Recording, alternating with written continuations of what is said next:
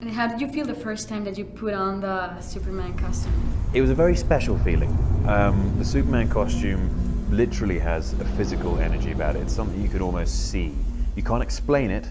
There aren't any real words for it.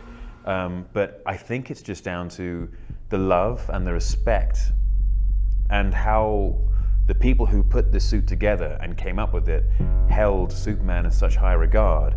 Surrender within 24 hours, or watch this world suffer the consequences.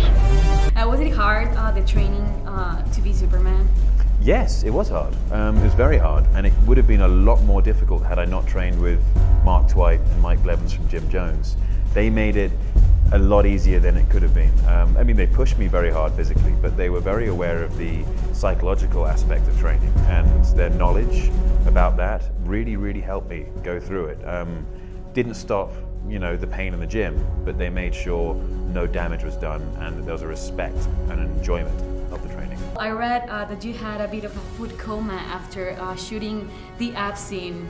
We were training very hard for leaning up for stuff, and eventually when we had finished the first bit of the leaning process, my trainer gave me a day off from the leaning diet, and then he said, now we'll bring you back into it the day after that, but have fun now, enjoy it, psychologically just enjoy. It's not going to do too much damage anyway, so have fun.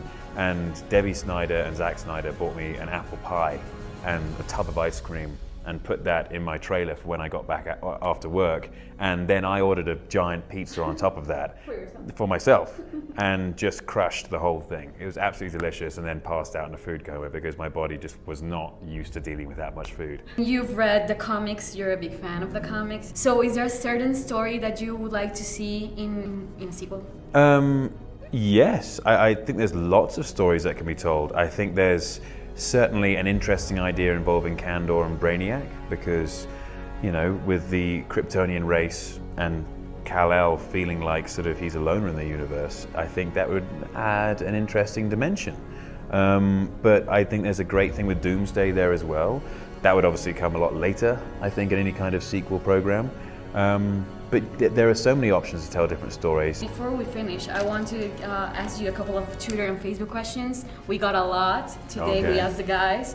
So first, from Pedraza in Twitter, who's your favorite superhero? Superman. From Conieta, would you like to act in TV again? Interesting question, and a good question. Given the right story and the right role, yeah, very much so. It just depends on who's involved.